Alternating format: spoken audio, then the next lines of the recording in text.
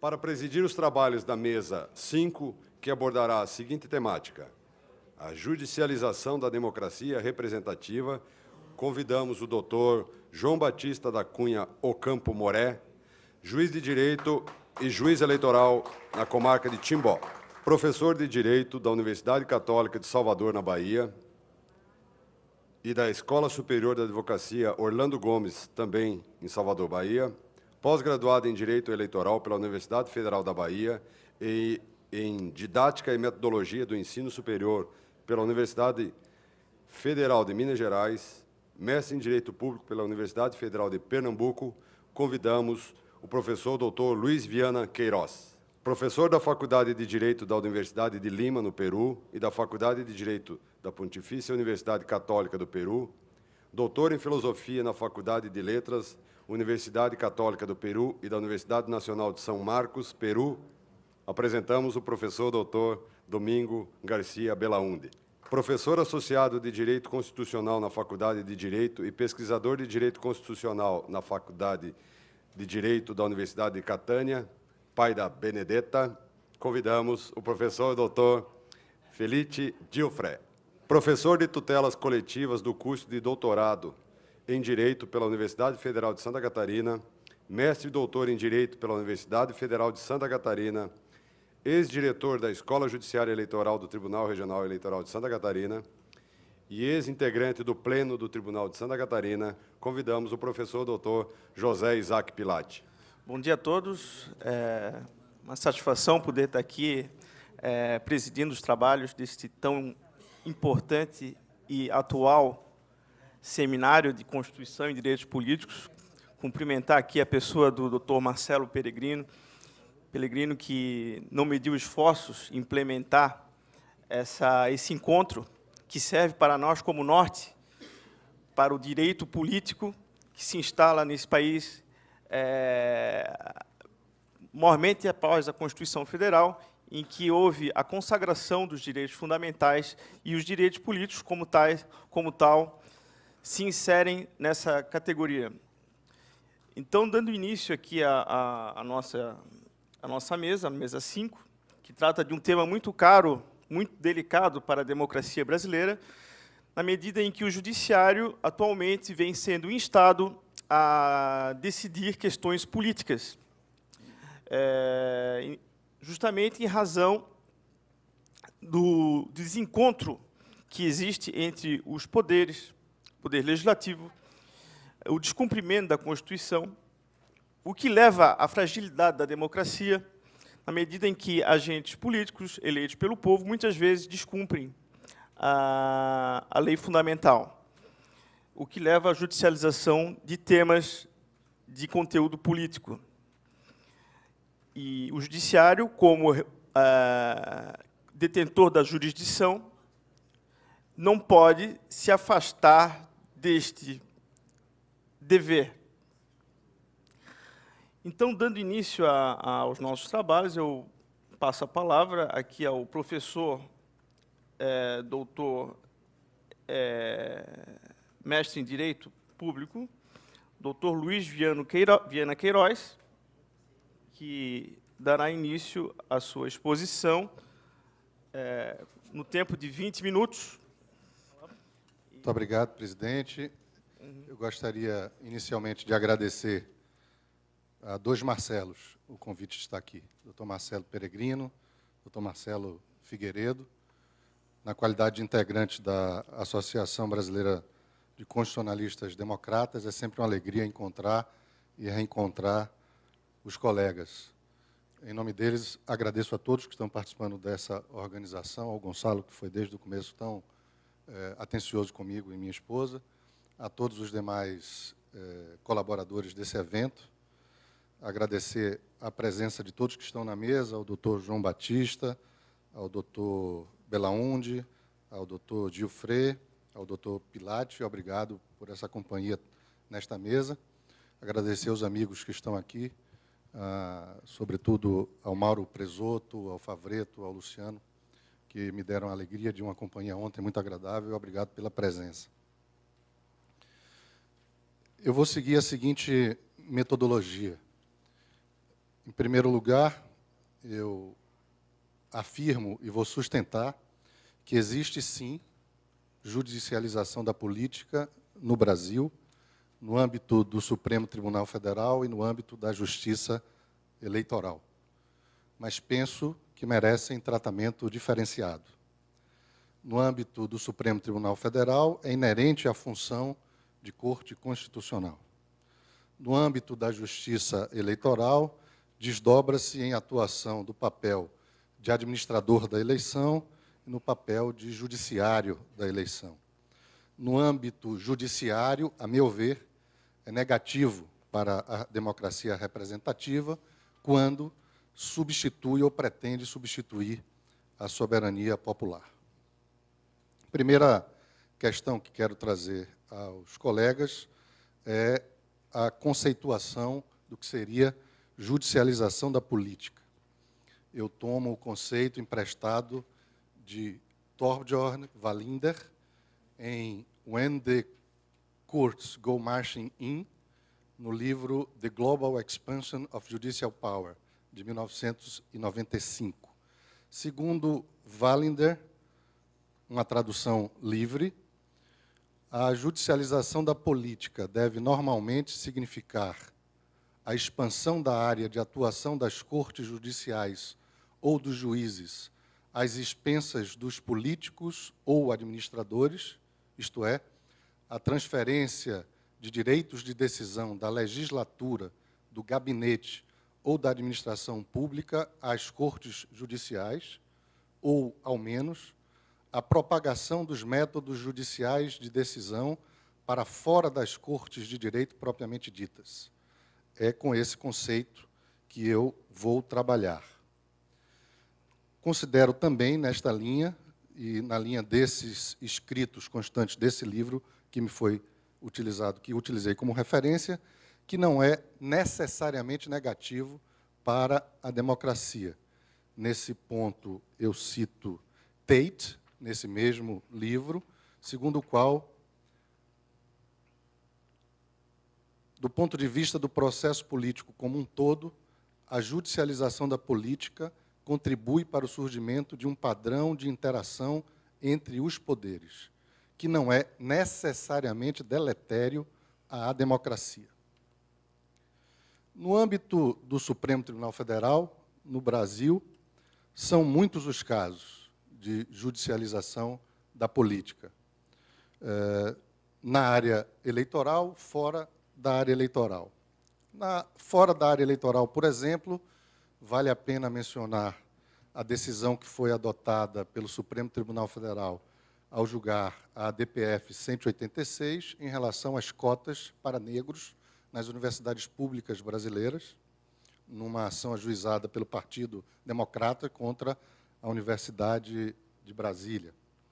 Dentro do âmbito eleitoral, vale a pena mencionar a questão da fidelidade partidária, que desdobrou-se em uma resolução do TSE a partir de um comando do próprio Supremo Tribunal Federal. Quando adstrita ao controle de constitucionalidades, a meu ver, a judicialização da política não é problemática.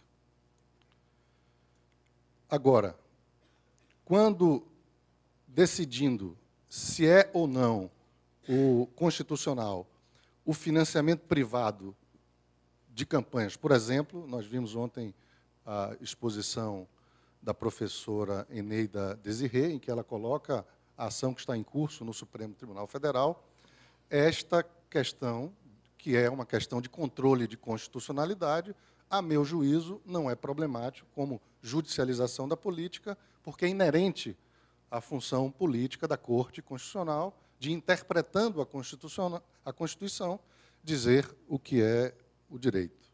Penso, inclusive, aproveitando um conceito de mutação constitucional que é próprio dos Estados democráticos, com cortes constitucionais competentes, a flexibilidade resultante de uma mutação constitucional pela via da interpretação e não pela via da mudança de texto. A meu juízo, o problema maior se encontra na judicialização da política na justiça eleitoral. Explico, sobretudo para os colegas estrangeiros. A justiça eleitoral brasileira tem a peculiaridade de exercer, ao mesmo tempo, funções administrativas e funções judiciais. O doutor Olivar Coneglian, por exemplo, diz que a justiça eleitoral é, a um só tempo, no Brasil, o poder judiciário eleitoral e o poder executivo eleitoral. Isso faz com que seja necessário um maior cuidado ao analisar a atuação da justiça eleitoral, porque muitas vezes não fica clara qual é a função que está sendo exercida, se é uma função administrativa ou se é uma função judicante, judiciária. Por exemplo, quando o Tribunal Superior Eleitoral baixa instruções para regulamentar as eleições, ela está exercendo função administrativa de regulamentação, portanto, não pode substituir-se à legislação e ao legislador. Mas penso que, nesse aspecto, apesar das reclamações em todas as eleições, existem reclamações quanto à inconstitucionalidade de resoluções baixadas pelo Tribunal Superior Eleitoral, penso que esse também é um aspecto de problematização de menor importância, porque pode sofrer tranquilamente o controle da constitucionalidade pelos mecanismos disponíveis, seja de controle de constitucionalidade difuso, seja de controle de constitucionalidade direto.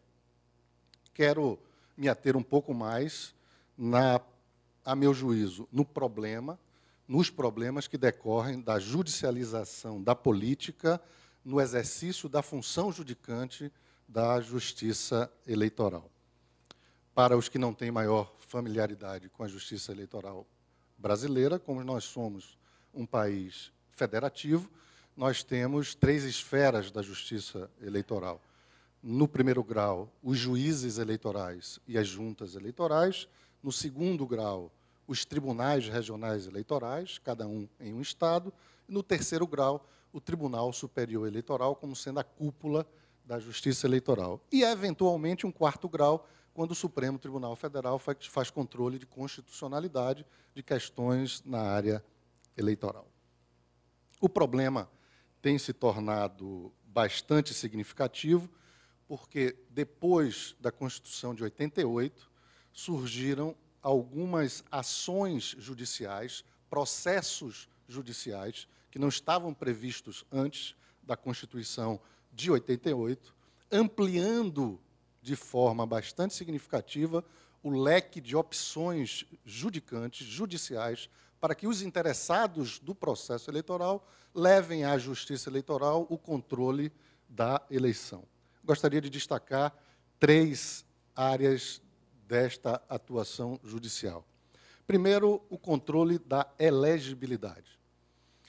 No Brasil, o pedido de registro de candidatura é feito à Justiça Eleitoral, na esfera competente, a depender do tipo de eleição, se nacional, no Tribunal Superior Eleitoral, se estadual, no TRE, se municipal, junto ao juiz eleitoral de primeiro grau. O pedido de registro é, portanto, um pedido administrativo que demanda uma função administrativa da Justiça Eleitoral para controlar quem pode, quem não pode ser candidato. A peculiaridade do Brasil é que é possível o ajuizamento de uma medida judicial, uma ação de impugnação de registro de candidatura, junto ao mesmo juízo competente para o registro, fazendo com que um incidente judicial mergulhe no processo administrativo, no controle da elegibilidade. Isso gera alguns problemas. Vimos na mesa anterior uma grande discussão sobre a lei da ficha limpa, que atingiu diretamente os aspectos ligados à elegibilidade. Uma segunda área que acho muito importante fazer referência também é o de controle da propaganda eleitoral. No Brasil, a propaganda eleitoral sofre um controle legislativo e um controle judicial muito forte, porque a Justiça Eleitoral controla, inclusive de ofício, abusos da propaganda eleitoral através de representações eleitorais dos interessados. E o terceiro grande campo, que esse talvez seja o mais interessante, nós acabamos de ouvir a palestra do Dr. Rui Espíndola com números impressionantes, de 2000 a 2014, 1.300 eleitos cassados. O terceiro grande grupo dos abusos de poder, seja abuso de poder político, abuso de poder econômico, que admitem ao menos duas ações, que é a ação de investigação judicial eleitoral, de status legal, e a ação de impugnação de mandato eletivo, que tem status constitucional. Portanto, à medida em que, a partir de 88, se abre um grande leque para o ajuizamento de medidas para o controle do processo eleitoral, seja na fase de registro, seja na fase de propaganda, seja na fase do controle do abuso do poder, isso gerou uma reação, seja da doutrina, seja de parte da jurisprudência. Nesse sentido, eu gostaria de citar o doutrinador brasileiro Adriano Soares da Costa, ao mencionar os problemas decorrentes da judicialização do processo eleitoral no Brasil. Diz ele: são comuns as afirmações de que a atuação da Justiça Eleitoral ultrapassa os limites da relação entre os poderes da República, constituindo-se em um passo atrás na relação democracia-constitucionalismo. A cassação dos eleitos acabou instaurando uma república dos derrotados. É inegável que há perversão em uma democracia cujo eleito é o segundo colocado. Desconheço, diz o professor Adriano Soares da Costa, que assim seja em outros países. Quando o eleito é cassado por corrupção eleitoral, presumem-se duas coisas. A, que o processo eleitoral foi ilegítimo, e B, que os órgãos de fiscalização falharam em sua missão. A judicialização do processo eleitoral, continua o professor, tem sido um fenômeno crescente na nossa experiência democrática, sobretudo depois da constatação de que as decisões passaram a ter efetividade quando caçam políticos eleitos e, com um incentivo extra, as provas necessárias para apear o eleito não são rigorosas, segundo, mais uma vez, o ilustre professor. Continua: todos aguardam ansiosos que a justiça eleitoral endireite a nossa democracia, porque o povo, ao que parece, seria incapaz de fazê-lo. Que país engraçado o nosso! Institucionalizamos o terceiro turno e clamamos que os tribunais resolvam, ao fim e ao cabo, o que deveria ser submetido apenas ao crivo popular. Construímos uma república dos derrotados, dos sem voto, escolhidos pela eleição indireta dos eleitores togados. Esta manifestação dura e crítica do doutor Adriano Soares da Costa tem obtido eco na magistratura, aqui e ali, como, por exemplo, no extrato, um pequeno trecho que eu separei do voto do ministro Gilmar Mendes, da Suprema Corte Brasileira, que também, com assento no Tribunal Superior Eleitoral à época deste voto, no RESP 25.016. Diz ele, o ministro Gilmar Mendes, entre aspas: neste caso, há razões ainda mais fortes em questões que envolvem a manifestação de vontade popular, porquanto uma posição intervencionista do tribunal, ativista, envolve, em muitos casos, fraudar a vontade popular. Falou-se aqui em psiquiatria e, de fato, muitas vezes cogitamos disso. A justiça eleitoral está se tornando divã de perdedores de eleição, de pessoas que não têm voto e têm que se explicar depois pela via do processo eleitoral. É preciso dar um paradeiro nisso. Não temos de resolver problemas de advogado que precisa de causa, nem de candidato que perdeu a eleição, fecha aspas. Essa é a manifestação do ministro Gilmar Mendes. A questão, portanto, é qual o limite para a atuação da Justiça Eleitoral no controle da elegibilidade, da propaganda e da cassação de mandatos. A meu juízo, e parece uma evidência, a Justiça Eleitoral não pode substituir a vontade popular. Mas, evidentemente, a Justiça Eleitoral pode, legitimamente, aplicar os comandos constitucionais para preservar a legitimidade e normalidade das eleições, segundo o parágrafo 9º do artigo 14. Como manter esse sistema de controle judicial sem que haja ofensa à vontade popular? A meu juízo, melhorando a qualidade das decisões, sobretudo através de uma melhoria da aplicação da teoria da Constituição e da teoria da democracia, tão pouco estudados e tão pouco aplicados pelos juízos eleitorais. Gostaria de aproveitar que estou aqui na EGESC, à frente do desembargador Marcelo, para sugerir que talvez este possa ser uma pauta a ser discutida no Colégio de Diretores de Escolas Judiciais, no sentido de levar aos juízes, aos promotores e aos advogados um pouco mais de estudo da teoria da Constituição e da teoria da democracia. Para começar a concluir, eu trouxe uma frase que eu aprendi como criança na Bahia, de um ex-governador da Bahia, Otávio Mangabeira, que os males da democracia se curam com mais democracia. E outro dia já me disseram que isso tem vários pais da sentença, mas pouco importa quem disse a frase é muito boa. Os males da democracia se curam com mais democracia.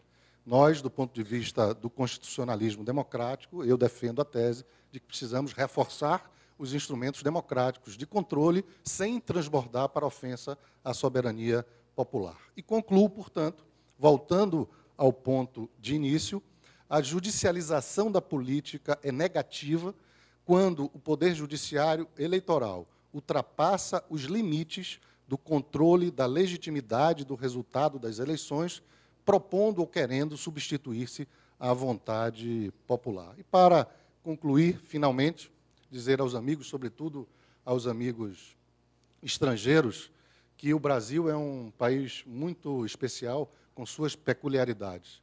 O Brasil é marcado pela paixão, e a paixão quase nunca é boa conselheira.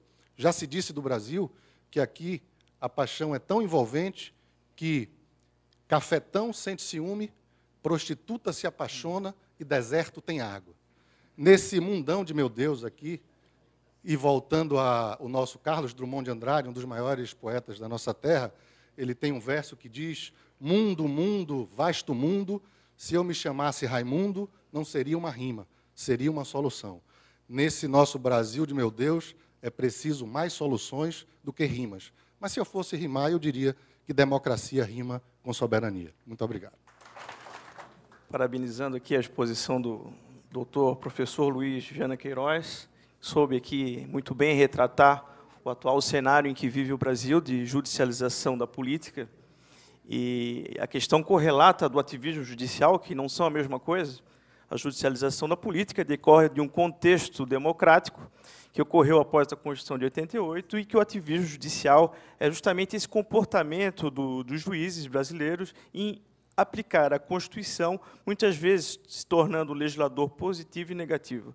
Então, o professor aqui, Luiz Viana, soube muito bem diagnosticar essa atual fase em que vive o cenário brasileiro, trazendo reflexões sobre a jurisdição e democracia, e o conflito entre jurisdição e democracia, até onde o judiciário pode intervir, especificamente na seara dos assuntos políticos, né, no enfoque na justiça eleitoral, e que trouxe aqui importantes ensinamentos para que possamos, mais tarde, nos aprofundar e estudar sobre o assunto.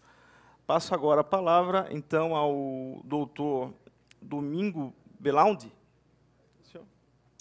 para que prossiga aqui na exposição do tema judicialização da democracia representativa, com 20 minutos. Muchas gracias por la apresentação, pela introdução. Lamento informar que vocês podem estar, de repente, chateados com a minha intervenção ou muito felizes. Vocês vão ficar uma coisa ou outra, porque o tema que eu tenho era para amanhã. E descobri que estava um pouco adiantado, porque o meu tema estava dentro da democracia e governabilidade, e não a parte teórica, senão a parte prática, que é o que acontece no Peru e que pode ser interessante. O erro foi porque houve um esforço mental, e isso era para amanhã, porque eu não preparei o tema sobre o qual eu devo falar hoje. Bem, vou tratar de ser breve justamente por isso. A situação do Peru tem sido muito parecida a outros países no século XX. Tivemos uma democracia que não criou governabilidade e deu origem a golpes de Estado, ou seja, saía um presidente e entrava outro, normalmente militar.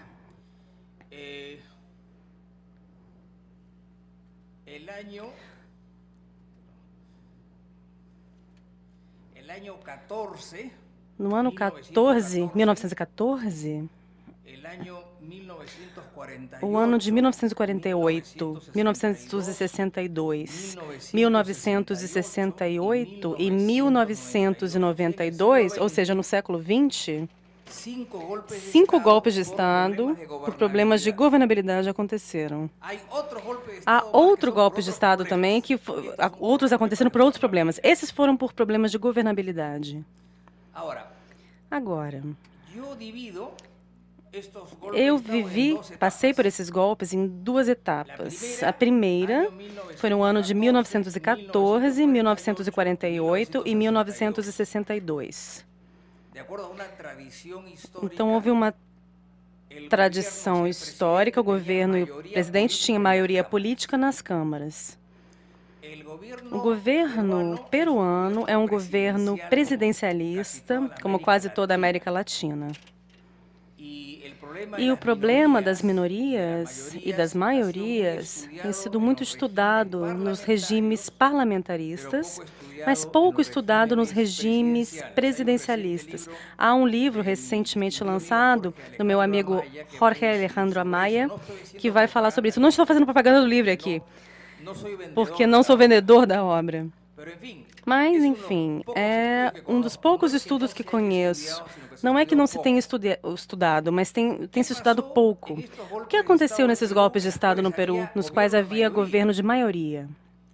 Em 1914, havia o que se chama de eleições por renovação. Então, chega um presidente e ele se encontra com a metade do Congresso veio do governo anterior e não consegue ter uma sintonia com esses parlamentares que são maiorias. Então, esse encontro leva o presidente da época a tentar dissolver o Congresso, inconstitucionalmente, porque nessa época não se permitia a dissolução do Congresso, e o Congresso se antecipa, convoca os militares e fazem um golpe de Estado. Então, tem um governo militar com apoio do parlamento, uma coisa muito curiosa em 1914 no Peru. Então, o presidente não soube manter uma maioria, nesse caso. Em 1948, o presidente tem uma maioria, mas ele foi perdendo essa maioria, porque era uma maioria de coalizão. É algo muito importante, porque quando um presidente ia com maioria de coalizão, no Peru, ele tem que tentar manter essa coalizão. Então, a coalizão foi desfeita e houve uma desordem, porque no governo presidencialista peruano, que é sui generis, porque censura, interpelação, dissolução do Congresso e Congresso e ministros, Conselho de Ministros, mas que é marcadamente presidencialista. Então, o governo só pode atuar se é que o presidente e o parlamento estiverem juntos, senão vira uma grande bagunça política. E essa bagunça política traz governos militares e golpes de Estado. Leva a isso. No ano de 1948, aconteceu a mesma coisa, o presidente que tinha maioria perdeu essa maioria, e no ano de 62 houve uma situação particular, mas também foi assim. Então, temos uma primeira etapa histórica. Estamos falando do século XX, no qual o presidente com uma maioria não pode governar, porque essa maioria é perdida e, no final das contas, ele é derrubado por um golpe de Estado. Por quê?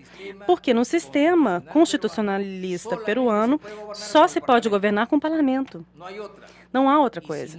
E se não houver uma coisa boa, o presidente não pode governar, porque, por exemplo, não pode aprovar orçamentos, não pode sair do país, não pode nomear ministros de Estado, porque podem censurá-lo, podem interpelá-lo. Então, há um presidencialismo sui generis, no qual o presidente faz muitas coisas, mas em outras ele precisa do apoio do parlamento. Agora, no ano de 1963, o sistema de maiorias é mudado para um sistema proporcional.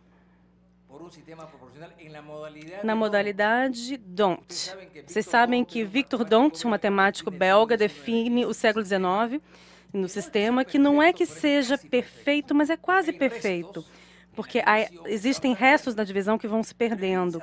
Mas adotamos esse sistema que é representativo, muito representativo. Então, foi adotado logo depois disso, no segundo turno para o presidente da República, o balotage. Então, como o sistema eleitoral está fragmentado, o presidente da República foi eleito com o Congresso, numa época determinada, mas, ao mesmo tempo, então, o presidente da República tinha 30% dos votos e o parlamento tinha um Congresso com 30% a favor do presidente. Ia para um segundo turno e o presidente ganhava com qualquer quantidade de votos, digamos com 40%, 45%. Então, ele era o presidente. Mas no Congresso ele estava em minoria. Então, na origem disso, um presidente que não tinha maioria foi fraco. Então, houve 2 golpes de Estado. Um em 1968, no qual um presidente com uma minoria unida o enfraqueceu, isso virou um golpe de Estado. E em 1992, é mais recente, que é muito conhecido o caso do Fujimori, que era presidente, mas tinha 22% das câmeras, então eles não se sentiam livres. Então, havia essa espécie de tragédia, certo? O presidente, para governar, precisa de maioria. Depois, faz-se um sistema que praticamente impede que o presidente tenha maioria. E aí são todas minorias. E as minorias são batalhadoras, lutadoras, fazem oposição e vão destruindo o regime. Esse foi o nosso passado histórico. Agora, com a experiência do regime do Fujimori, que foram 10 anos de ditadura, a classe política mudou. Então, tivemos esses governos muito recentes, de 2000, 2001, no governo de transição, precedido por Valentim Paniagua, deputado ou congressista da oposição, e absolutamente minoritário, foi eleito presidente, governou com um Congresso, com uma maioria contrária a ele. 2001 a 2006, Alejandro Toledo não tinha maiorias, mas governou completamente. 2006 a 2011, Alan Garcia também não tinha maioria e governou sem problemas. 2011 a 2016, ou seja, 2 anos a mais, daqui a pouco, Ollanta Humala também não tem maiorias. Então, o fenômeno, e isso que foi, digamos, o título que eu vou enviar escrito para vocês, quando as minorias mandam. O que aconteceu nesses últimos 4 governos? Todos têm minorias, todos. Como fazem para governar? Negociam. Negociam. Simples assim. Negociam e chegam a entendimentos e a consensos e vão seguindo em frente. Já não há nada que permita pensar em um futuro, digamos, militar ou de golpe, né? No governo atual de Humala, uma coisa muito curiosa aconteceu, e que é a seguinte: o presidente da República não tem maioria, então ele tem de sempre estar procurando aliados no Congresso para apoio. Mas parece que é um problema de personalidade do presidente Humala. Às vezes acontece, às vezes ele se colocou em contradição com a Câmara, na qual não tem maioria. Então, o que fez a Câmara? Começou a hostilizar sutilmente. Então, por exemplo, o presidente queria nomear um defensor do povo. Não havia votos suficientes. Até agora não há defensor do povo. Foi eleito. O presidente queria completar o Tribunal Constitucional, porque faltam 6 membros que têm mandato que já venceram. O Congresso foi enrolando, enrolando, enrolando, colocando condições, depois elegeram determinados candidatos e logo anularam a resolução totalmente, não se pôde fazer uma composição atual do Tribunal Constitucional. Por último, em meio a uma série de questionamentos, o presidente nomeou um novo gabinete, a um novo primeiro-ministro e novos ministros de Estado. E esse gabinete foi, no passado, à Câmara, porque a Constituição diz que cada vez que um gabinete é nomeado, vai dar o seu programa de ação às câmaras e as câmaras têm de dar um voto de confiança. Se não dão esse voto de confiança, ele tem de renunciar. Isso não é uma posse, porque eles já estão nomeados e já estão exercendo. É só um voto de confiança para o novo gabinete, que para mim parece um absurdo. Como você vai dar um voto de confiança para um gabinete que tem 10 ou 20 dias ainda? Mas isso é que está dito na Constituição. Então, o que acontece? Vai ao gabinete e aí, como o Congresso está chateado com o presidente, ele não dá o voto de confiança.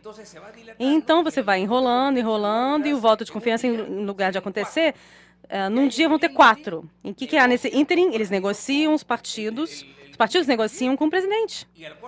E no 4º dia, eles recebem esse voto de confiança. Então, o dado curioso é que nos últimos anos, ou seja, nos últimos 14 anos, no nível parlamentar, as minorias mandam, no bom sentido da palavra, claro, há um amplo poder do executivo que lida com muitas coisas, não? Com o nomeamento de embaixadores, do pessoal público, alguns cargos interessantes, eles têm administração do orçamento, é óbvio, mas não tem a maioria das câmeras. Pode acontecer qualquer coisa. Então, a gente não sabe que chegue a grandes problemas, mas esses 14 anos mostram, na minha opinião, um amadurecimento da classe política peruana mais além da corrupção que se denunciou, que existe em todas as partes, que não permite um melhor desenvolvimento. Muito obrigado.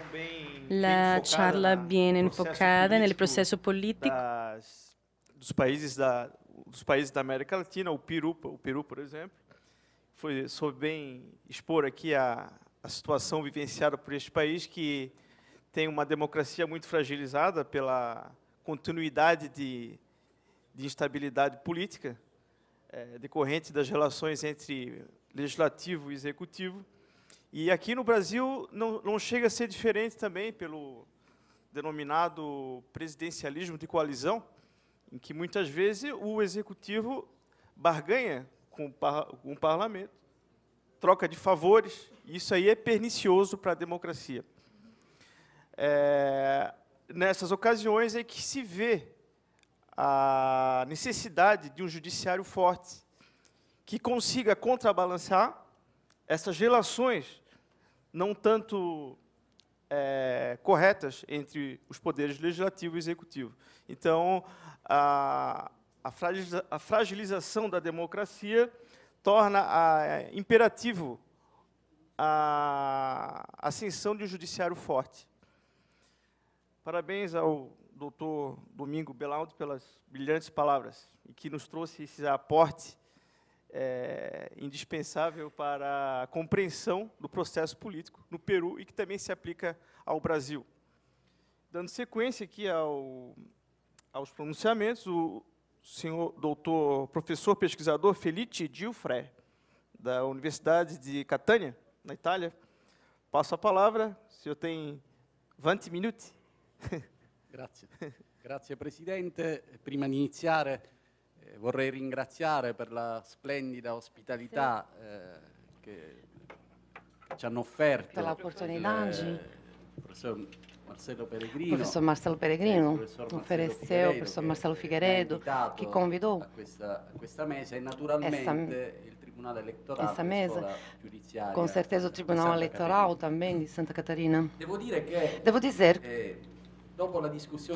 que depois da discussão de hoje de manhã, mas também depois das intervenções de ontem, é preciso dar razão ao meu amigo constitucionalista italiano, Tommaso Frosini, que ama sempre dizer que o direito constitucional é necessariamente direito comparado.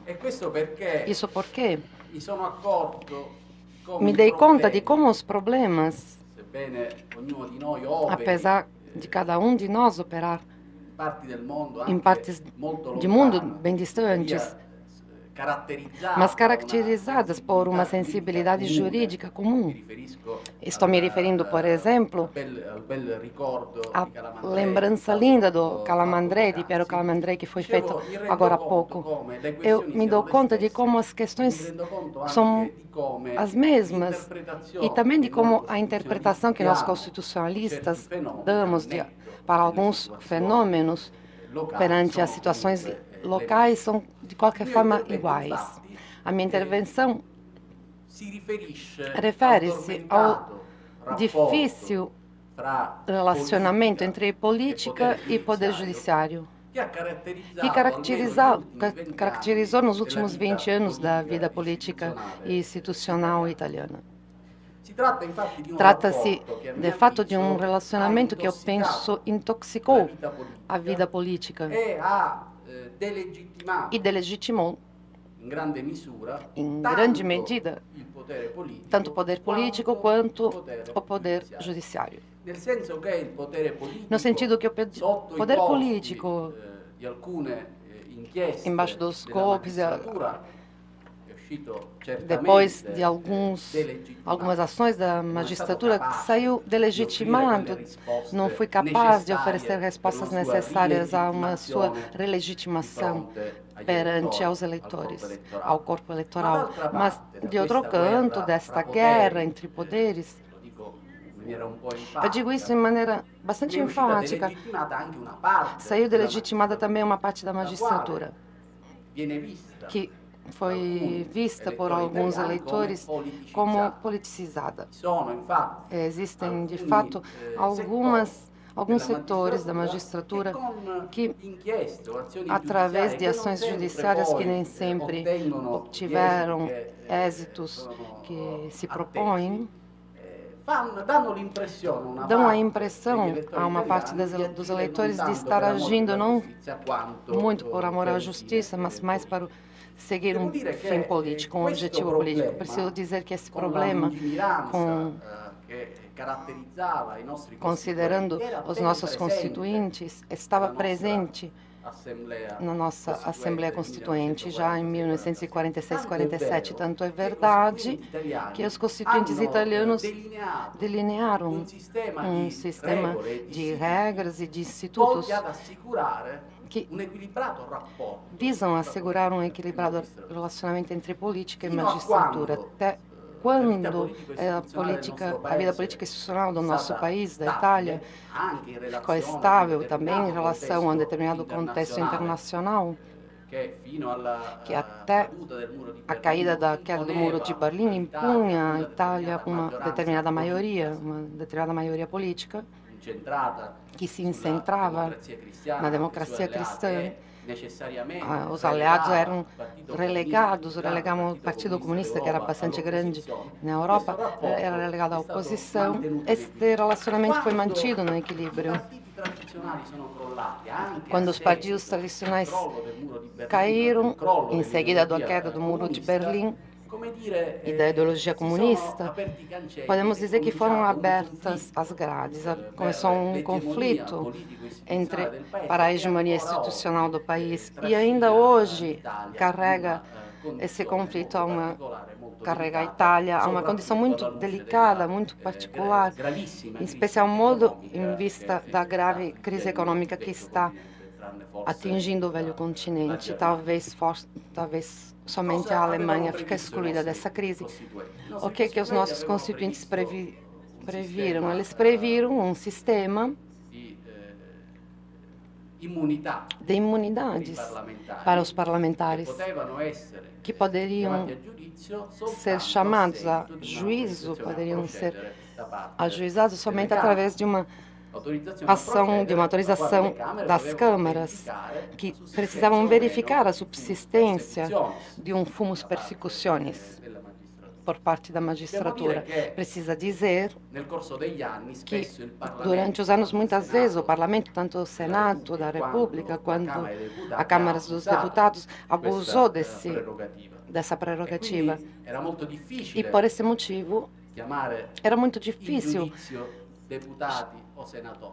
chamar em juízo deputados ou senadores. Muitas vezes não se verificava a subsistência do fumus persecutionis e procedia-se escondendo esses procedimentos judiciários, engavetando-os. A Câmara não pronunciava-se, o Senado não se pronunciava e a ação judiciária perdia-se nos meandros das comissões parlamentares.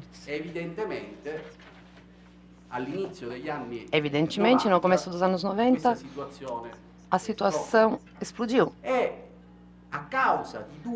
E por causa de duas graves emergências, o equilíbrio, de qualquer forma, quebrou-se. Quais foram as emergências? Em primeiro lugar, a emergência da corrupção, assim chamada Primeira República Italiana. Os jornalistas não amam muito delle inchieste giudiziarie avviate dalla Procura della Repubblica di Milano. Sono crollati caíram todos os inteiros partidos tradicionais. Nos primeiros 50 anos, eles caíram por causa dos golpes, das sentenças e, muito frequentemente, os avisos de garantia da magistratura. E outra causa que determinou uma aceleração na aprovação daquelas leis que alteraram o equilíbrio entre política e justiça no nosso país foi a emergência criminal, particularmente a gravíssima emergência entre os anos 90, 91 e 92, que caracterizou o nosso país com atentados enormes aos júris tipo Falcão e Borsellino e com a estratégia militar que prevaleceu dentro da máfia da Cosa Nostra siciliana.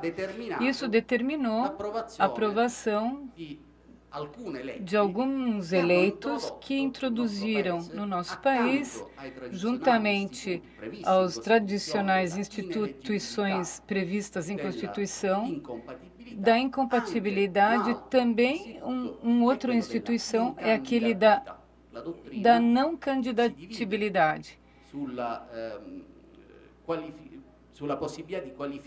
que possibilita a incandidatabilidade numa espécie de... O que é que distingue a incandidatabilidade? A diferença fundamental está no fato de que a não possibilidade de candidatura é fruto de um juízo sobre a moralidade, com o qual a pessoa pode exercitar o seu direito político candidatando-se às eleições. Então, a não possibilidade de se candidatar indica uma diminuição da dignidade social do cidadão. Diminuição da dignidade social do cidadão, que pode derivar, segundo a Constituição italiana, somente a partir de uma sentença da magistratura.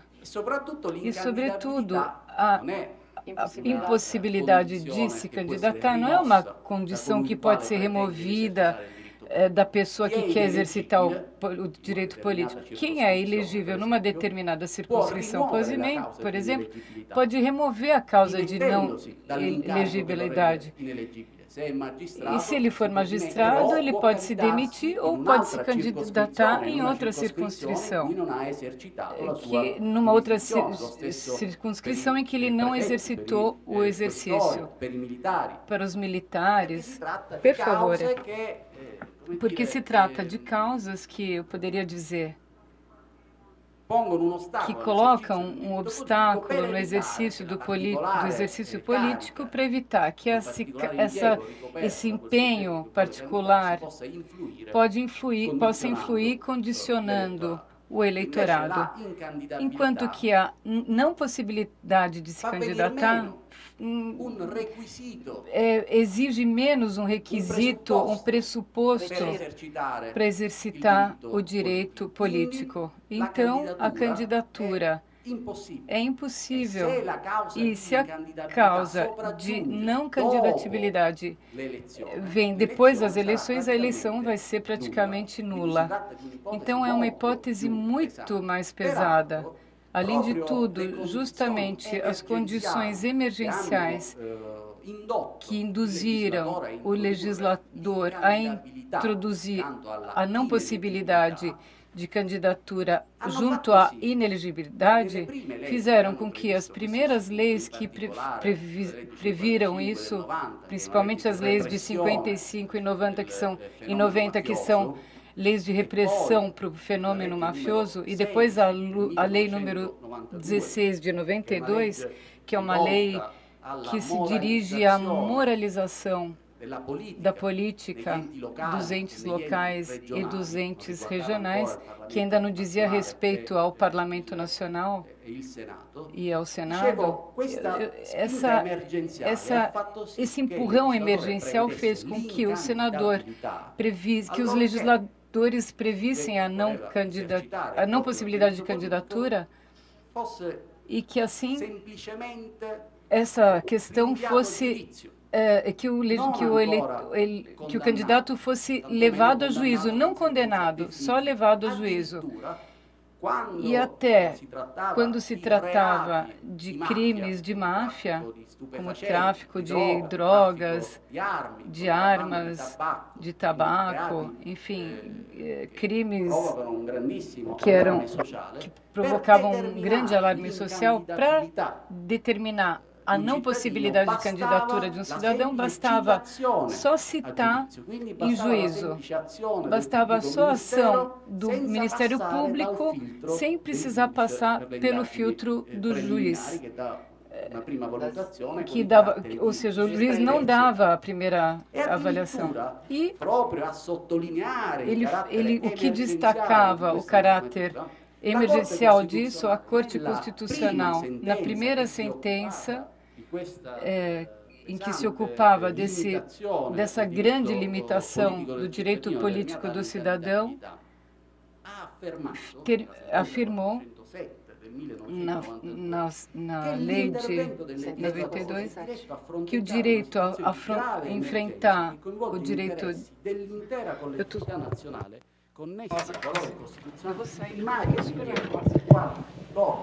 quais as ordens, a segurança pública e o bom andamento da pública administração. No primeiro momento, na onda emocional do ataque ao sistema mafioso, da criminalidade organizada contra o Estado, na onda dessa grave delegitimação da classe política, também a Corte Constitucional determinou como grave essa compressão do direito político de qualquer cidadão. Podemos dizer que logo em seguida, após algum ano, se deram conta que em um Estado democrático não era possível deixar a iniciativa de um público ministério, um Ministério Público, a possibilidade de excluir da vida política um cidadão, um sujeito, simplesmente com uma citação a juízo ou através de uma entrada de uma causa sem passar pelo juiz preliminar italiano.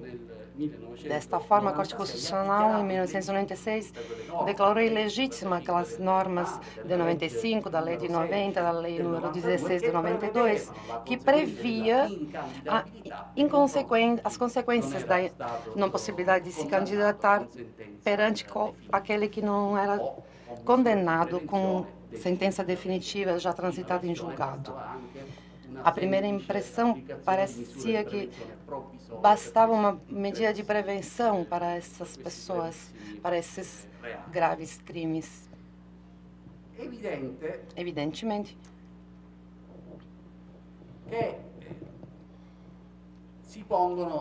que são postos dessa forma uma série de problemas, de questões. A nossa Corte Constitucional eliminou aquela parte da normativa, com certeza, que estava contrastando com o princípio de não culpabilidade, de presunção de inocência que é prevista no artigo 27 da nossa Constituição, mas também pela Convenção Europeia dos Direitos do Homem, nos artigos 6 e 7, mas também permanecem uma série de problemas, sobretudo porque cada vez que no nosso país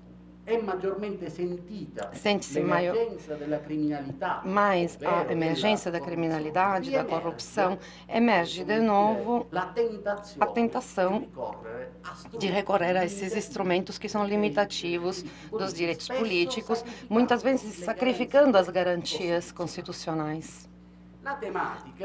O tema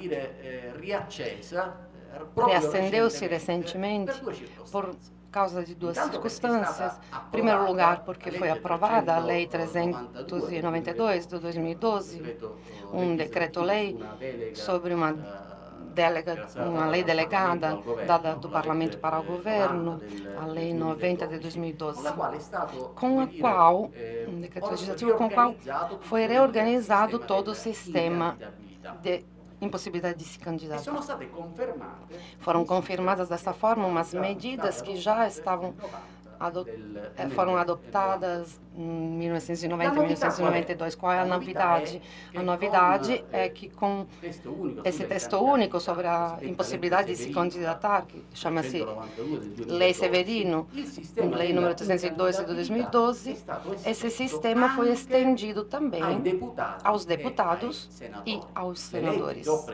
As leis que eu citei precedentemente, de fato, não diziam a respeito da representância política do Estado, mas tão somente eles eram referentes à representância política local, regional, municipal. Falava das eleições dos municípios, dos prefeitos dos municípios, para os conselheiros das regiões, os presidentes, representantes das regiões. O paradoxo era que podia ser considerado sem possibilidade de se candidatar a prefeito uma pessoa, mas essa mesma pessoa podia se candidatar e até ser promovido a grau de senador da República, ao mesmo tempo que não podia se candidatar no próprio município. Desta forma, o legislador interveio para deixar homogêneo esse sistema. A diferença consiste enquanto para a não possibilidade de se candidatar dos senadores é previsto um prazo final, um termo final. Essa impossibilidade começa a partir de uma sentença transitada em julgado de condena, uma condenação de no mínimo 6 anos, um prazo então que é igual ao duplo, um prazo duplo para a interdição aos públicos cargos públicos. A interdição para a nível regional não tem algum prazo final. Desta forma, fica normal que quem macula-se com determinados crimes não pode aceder, não pode ter acesso a determinados cargos eletivos. Essa normativa deixa um pouquinho a desejar. Se nós pensarmos que esse sistema precisa ser confirmado, e se pensarmos que a impossibilidade de se candidatar, como fez a Corte Constitucional italiana em 2001, possa ser inscritas na grande família da inelegibilidade, no conceito de inelegibilidade, precisamos assegurar a garantia de alguns direitos, algumas tutelas que são previstas para as sanções penais. Esse é o grande problema. Sobre esse tema, instaurou-se no nosso país um conflito difícil entre política e magistratura, entre o sistema judiciário e a política, entre as forças políticas contrapostas também. Trata-se do grave conflito que trouxe a pronúncia por parte do Senado da República Italiana sobre a decadência, a cassação do ex-presidente do Conselho Berlusconi. O tema era exatamente que Berlusconi tinha sido condenado por uma sentença definitiva, junto com a Lei Severino, por corrupção fiscal, quando a Lei Severino ainda não tinha entrado em vigor. Poderia, então, subir as consequências de uma lei que ainda não tinha entrado em vigor, de uma condenação que tinha sobre fatos de uma lei que tratava de fatos que aconteceram antes da lei entrar em vigor. Esse foi o problema que foi enfrentado. Muitos de vocês saberão que o Senado da República declarou a impossibilidade de se candidatar do presidente do Conselho Berlusconi superveniente, uma decadência superveniente, porque, segundo uma interpretação que está presente na doutrina, as causas que determinam a impossibilidade de se candidatar não incidem sobre o tratamento das sanções, mas fazem com que o pressuposto, o requisito inicial, em base ao artigo 51 da Constituição italiana, prevê para o acesso à candidatura. Não trata-se, então, segundo uma parte da doutrina, segundo uma parte da jurisprudência e de uma parte dos parlamentares que votaram para a cassação do presidente Silvio Berlusconi. Não trata-se de uma sanção penal em senso estrito, mas esta interpretação feita pela própria Corte Constitucional italiana em 2001 desconta, a meu ver, desconta um defeito de coordenação com a jurisprudência da Corte Europeia dos Direitos do Homem.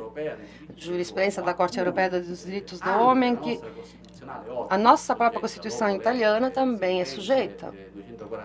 Com as sentenças 347 e 348 de 2007, as chamadas sentenças gêmeas, que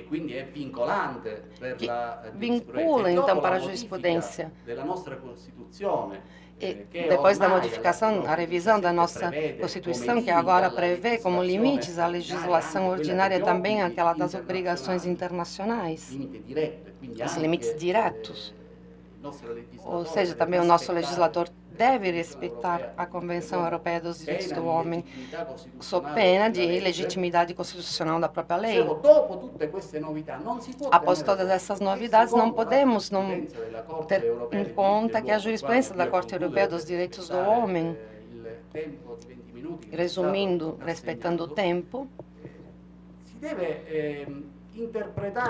deve ser interpretada sob o perfil substancial, a natureza penal ou não penal, ou seja, somente administrativa de uma determinada sanção. Na jurisprudência da Corte Europeia dos Direitos do Homem utiliza exatamente 3 critérios para poder avaliar o caráter penal ou meramente administrativo de uma sanção. O primeiro critério é aquele da autoqualificação nacional da sanção. Mas, conforme a Corte Europeia, não é um critério que parece suficiente. É somente um indício, serve de indício porque não basta para um Estado poder qualificar como penal ou administrativo uma sanção e determinar, portanto, uma aplicação de uma retirada de garantias. O segundo critério é aquele da natureza do ilícito, do qual deriva a sanção. Em particular, podemos ver que na lei sobre a não possibilidade de se candidatar, determina esta condição. Não existe dúvida que existe uma automatização que é consequente a essa acertação, a essa avaliação do crime. Segundo esse critério da Corte Europeia, a não possibilidade de candidatar-se deveria ser qualificada como sanção de natureza penal. Mas existe também um terceiro critério, aqui realmente concluo. A Corte Europeia do Direito dos Homens refere-se também ao grau de severidade da sanção. Portanto, a particular aflitividade, a particular aflição que uma sanção impõe, uma sanção particularmente aflitiva, com certeza será aflitiva, uma sanção que priva por um período que não seja inferior a 6 anos ou até de forma perpétua, priva de um direito político um sujeito, quando uma sanção particularmente aflitiva, a prescindir da qualificação dada pelo legislador nacional, ela deve ser tratada, conforme a jurisprudência da Corte Europeia dos Direitos do Homem, como uma sanção que é substancialmente penal. Por isso, deve ser sujeita a todas as garantias constitucionais e internacionais do tratamento da sanção criminal. Fecho, haveria muitas mais coisas a dizer, mas fecho considerando que muitas vezes os políticos merecem a impossibilidade de se candidatar. Talvez até os eleitores, às vezes, merecem alguns políticos, porque são os eleitores que estão conferindo os votos necessários para ser eleitos. Então, não podemos jogar a cruz tão somente contra os políticos, mas, em primeiro lugar, é o eleitor que precisa fazer um exame de consciência sobre quem está votando. Dito isso, como constitucionalista, precisamos sempre pensar que a emergência pode ser utilizada para enfrentar algumas situações de crise, mas se a emergência se torna normalidade, determina-se o fim do modelo das garantias constitucionais. Muitas vezes, tanto na Europa antes como agora na América Latina, as emergências foram uma desculpa para pôr fim à democracia.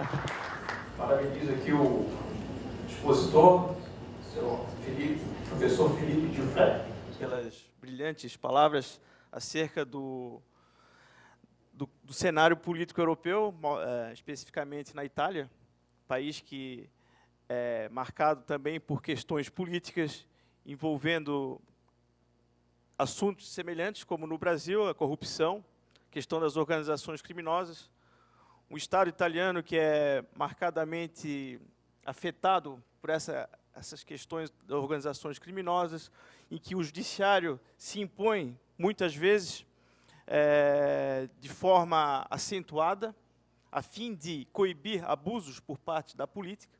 Vejamos aí o exemplo da Operação Mãos Limpas, em que o próprio juiz foi assassinado, e a emergência do judiciário se sobressai, sobretudo, no atual momento em que o próprio primeiro-ministro Berlusconi é condenado, e o expositor soube retratar de forma bem sintetizada e, ao mesmo tempo, clara, a situação em que vive a Itália, e contextualizando a legislação eleitoral, que também não difere muito da brasileira, questões como constitucionalidade da legislação eleitoral, em que a própria Corte Constitucional Italiana é chamada a intervir e declarar a inconstitucionalidade de leis que contrariam o texto constitucional.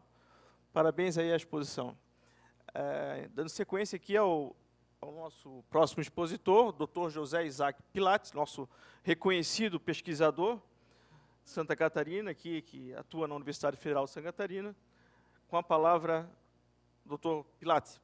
Meus cumprimentos à Escola Judiciária Eleitoral, na pessoa do Dr. Marcelo Peregrino, seu presidente, cargo que eu ocupei e que está sendo muito honrado por ele, e isso também se transmite a mim nessa satisfação, nesse orgulho. Meus cumprimentos também à equipe da EGESC, na pessoa do Gonçalo Ribeiro, um brilhante trabalho, estão todos de parabéns. Obrigado a todos os que estão me ouvindo, até nesse momento, inclusive pela internet, e eu gostaria, então, conversando com todos os que estão me ouvindo pelo mundo inteiro, que nós nos colocássemos nesse momento numa ágora mundial e pensássemos que todo o poder emana do povo. Enquanto nós não pensarmos a política em termos mundiais,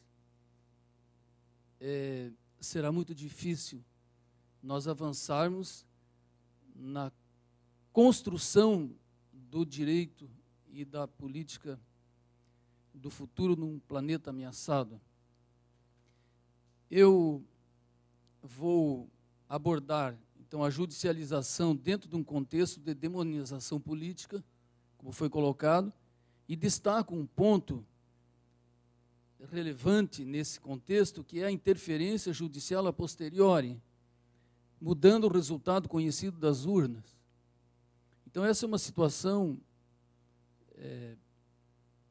assim, importante dentro desse contexto, na minha maneira de ver, a mais aguda. E é uma situação que só se verifica em sistema representativo de democracia formal moderna. É próprio de um sistema estatal, ou seja, de um sistema que se baseia numa pessoa jurídica separada da sociedade. Porque, e vou fazer a minha abordagem como romanista, privilegiando a abordagem por esse prisma, isso seria absolutamente impensável à luz da antiguidade de democracia direta. Por exemplo, nunca ouvi falar em ação de inconstitucionalidade em Roma. Nunca se ouviu falar em impeachment de algum candidato eleito da República Romana. Por quê? Eis a questão. Porque a lei romana era aprovada pelo povo romano, em Assembleia Popular, diretamente. O Senado apenas dava sua auctoritas, o seu cúmplice, ou então vetava. E o magistrado, porque não era defenestrado, porque era eleito pela Assembleia Soberana, a mesma que fazia as leis. Então, não há, na antiguidade, esse poder externo à soberania popular, chamado Estado, do qual só se fala a partir de Maquiavel. Então, esse sistema que nós estamos vivenciando no mundo, embora ele tenha toda a aparência, ele não é eterno. Ele começou há muito pouco tempo. Então, não vejo nele toda a autoridade que se coloca nele, embora ele devesse ter mais autoridade.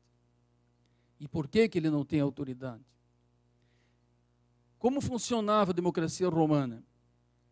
Um magistrado, sucessor do rei, portanto com poder de império, poder de impor, comandar, castigar, dar ordens, mas recebendo as suas potestas do povo romano, da maiestas popular. E, além disso, completa a tríade, o Senado, onde está a auctoritas, um poder de veto dos velhos. E, mais tarde, por uma conquista dos plebeus, o tribuno da plebe, que eu vi na exposição do Dr. Júlio Gutierrez, que na Colômbia, com um procurador-general, temos uma réplica modificada do que foi essa magistratura, que nós não temos e nos faz tanta falta. Um poder de veto pelo veto, a intervenção imediata da soberania popular na intervenção nos fatos. Nos falta esse instrumento. Como se controla o magistrado eleito em Roma? Não é retirando-o do cargo, é interferindo na sua ação. Então, sempre por um igual. No caso do magistrado, pela intercessio. No caso do tribuno da plebe, pela tribunícia potestas, que é um veto. Agora, depois que ele entrega o cargo, é que ele tem a sua prestação de contas e vai se haver com a justiça, como foi o caso do grande Cipião, vencedor de Aníbal, que teve problemas, efetivamente, com a sua administração posteriormente, ou pelo menos com a sua conduta em relação ao botim da guerra. Há um exemplo, assim, muito significativo em Tito Livio, quando dois censores, Marco Livio e Caio Cláudio, se desentenderam, puniram-se mutuamente, e um deles, inclusive, aplicou uma moção de censura à Assembleia, ou às centúrias que o tinham condenado anteriormente no processo. E a comoção, a crise política foi tão grande que o o tribuno da plebe, Cneo Bélio, convocou ambos os magistrados a comparecer perante a Assembleia Popular. E o Senado romano vetou esse ato, que não foi realizado, com um argumento que me parece fundamental em toda a discussão que nós tivemos até agora. Disse o Senado romano que, acima de tudo, estaria comprometida a dignidade do magistrado. E eu completo dizendo que sem dignidade de autoridade não há uma sociedade equilibrada. Desautorizar as autoridades é diminuir a própria sociedade, é diminuir a própria soberania. Agora a questão é como fazer isso num contexto como esse que nós estamos vendo. Eu vou dar um exemplo dessa separação de política. Então, havia uma grande separação, o momento político, o espaço político e o espaço jurídico, que tem a ver com a questão nossa aqui.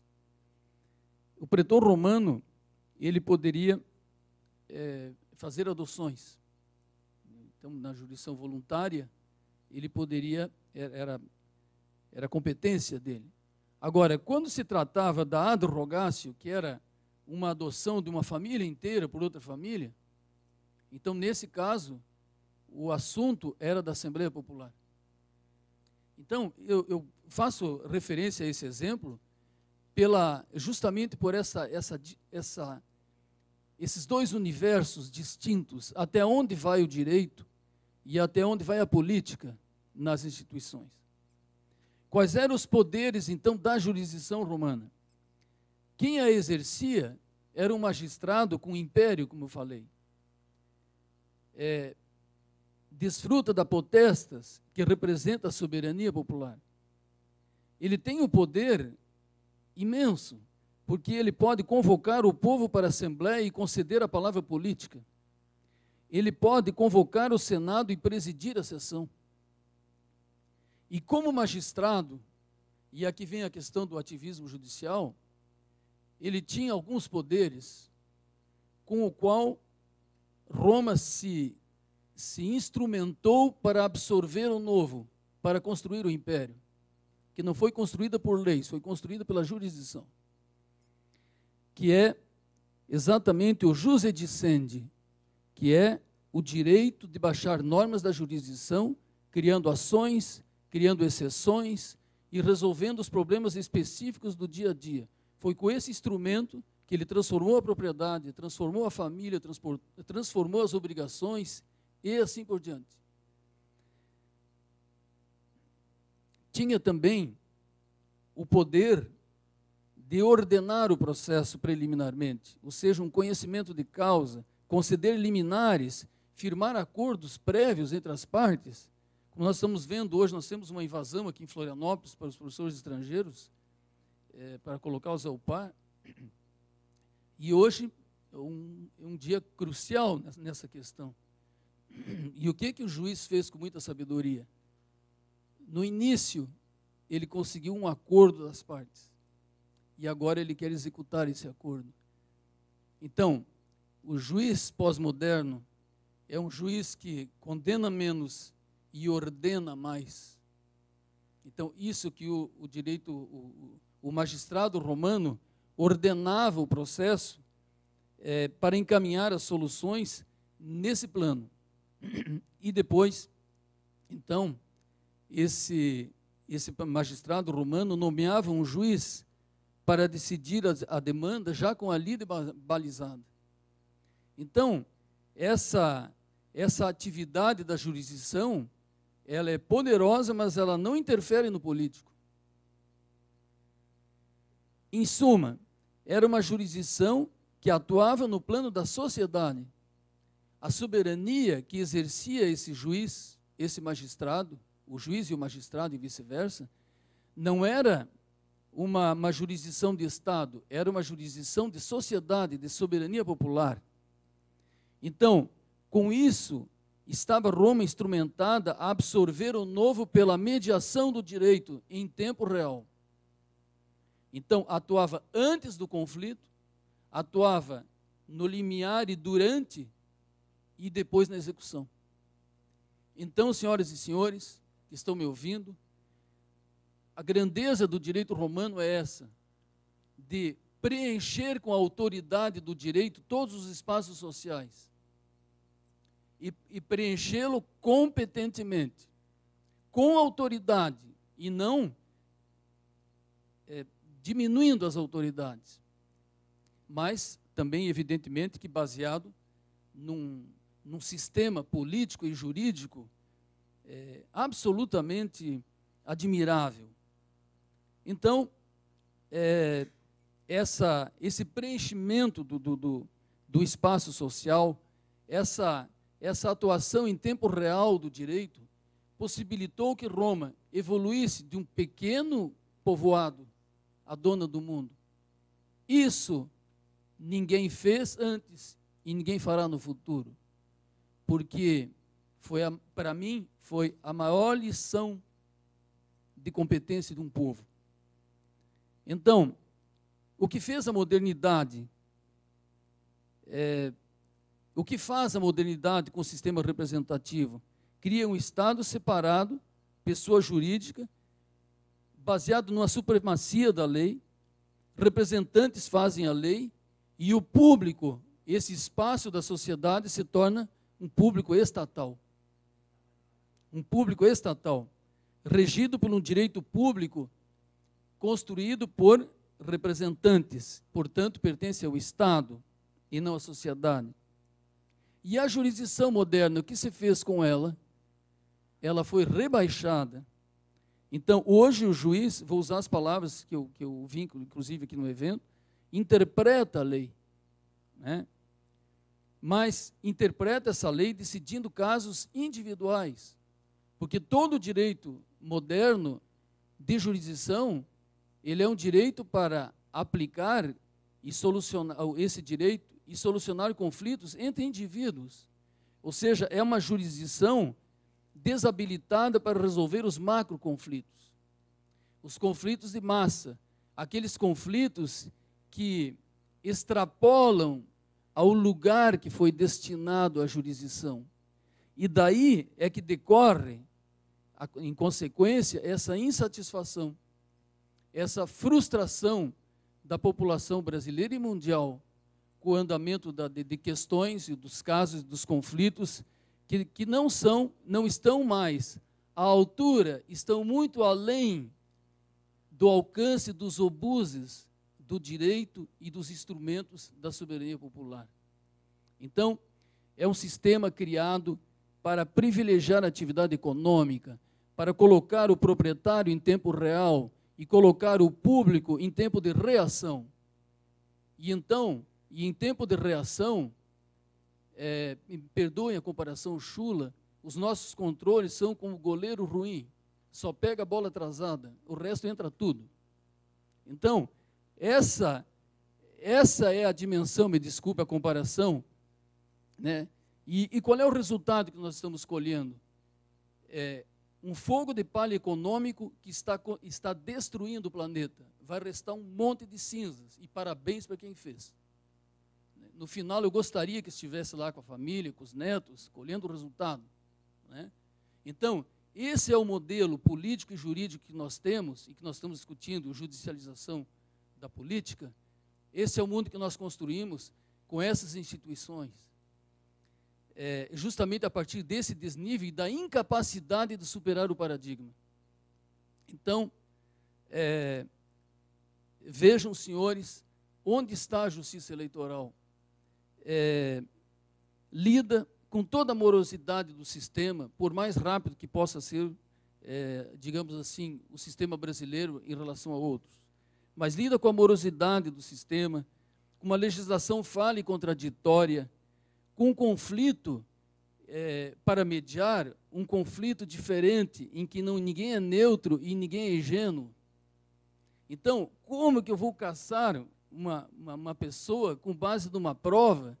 E quando eu era juiz eleitoral, eu vi um caso aqui, eu participei do julgamento, o juiz que condenou, o réu caçou o prefeito, o vereador, ele encaminhou um ofício recomendando ao tribunal que modificasse a sua decisão, porque uma noite ele voltou do fórum do trabalho às 2 da manhã e ele viu o outro lado vencedor, com as testemunhas, com todo mundo reunido, numa grande festa para comemorar a vitória. Então, aquelas pessoas que pareciam neutras, né, que pareciam desinteressadas, estavam muito bem articuladas para conseguir, no tapetão, o que tinham perdido no voto. Então, qual é a saída?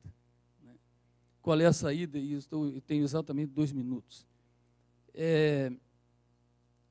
Eu fiquei muito impressionado uma vez com um evento que houve, uma conferência da OAB, em que estavam o Dalmo Dallari e grandes constitucionalistas brasileiros, e o Dalmo Dallari disse, né, ele disse o seguinte, com muita propriedade: temos todos os instrumentos na Constituição e não usamos. Tudo está ali. Então, o artigo 1º da Constituição, no parágrafo único, ele diz assim, que a soberania é exercida por representantes ou diretamente na forma, nos termos da Constituição, dessa Constituição. Então, como resolver os problemas do mundo brasileiro, como mediar esses conflitos sem a sociedade, sem restabelecer, construir essa segunda dimensão de exercício da soberania, que é a participação. E isso, a participação, não é sedição, não é cessatio plebis. A participação é o povo com as suas autoridades, dignas autoridades, autoridades eleitas. A dimensão de república representativa não se toca. Não vamos nos meter na legislação penal, na legislação tributária. Agora, o plano diretor é nosso. E eu pergunto para os senhores, qual é o município do Brasil que fez um plano diretor, elaborou um plano diretor, como manda a Constituição, como está no Estatuto da Cidade e nas resoluções do Concidade? Eu ainda não vi nenhum. Porque temos que construir o direito do futuro. Porque o plano diretor, por que ele é tão complexo e complicado? É porque é o lugar de mexer no desenvolvimento econômico.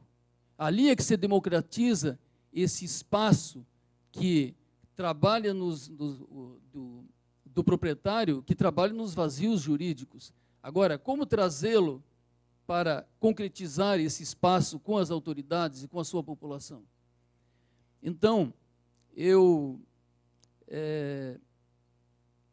só diria assim, para encerrar, que a construção está pela frente. E aquilo que vai se construir, não se sabe exatamente onde se vai chegar. E então,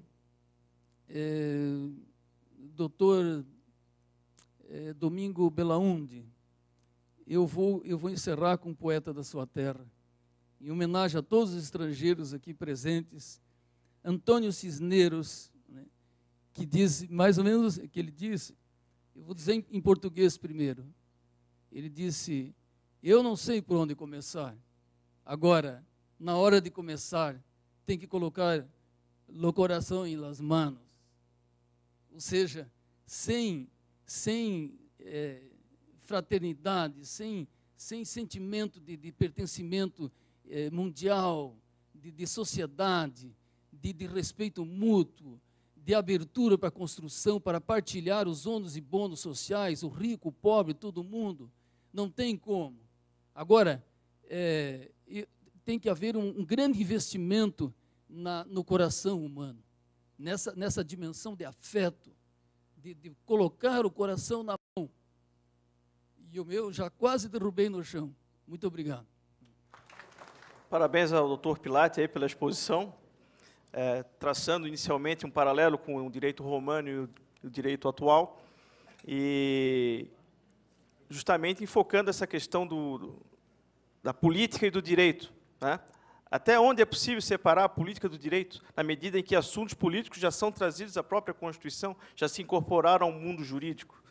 E a democracia não se faz só com representação, se faz com participação também, participação popular. Se exerce a democracia através do voto e através da participação popular, do engajamento da sociedade, da mobilização da sociedade em prol dos seus interesses, dos interesses coletivos.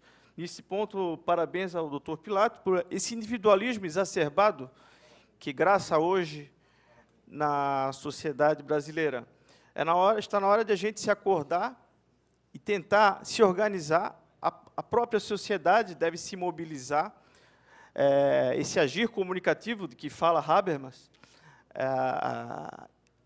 no sentido de depender menos da justiça, do judiciário, e tentar resolver as questões não judicializando, mas através da participação de todo mundo. Eu queria encerrar aqui a mesa e passar a palavra para o nosso mestre de cerimônia. Nós agradecemos aos palestrantes dessa mesa, especialistas renomados que nos brindaram com seus conhecimentos e uma forte argumentação. Convidamos o senhor presidente da mesa, o juiz de direito eleitoral, João Batista Cunha Ocampo Moré, para entregar o certificado de participação, assim como uma lembrança a cada um dos nossos painelistas. Ainda convidamos para a frente da mesa fazermos a foto oficial. Em seguida, faremos o intervalo do meio-dia e bom almoço a todos depois dessas manifestações.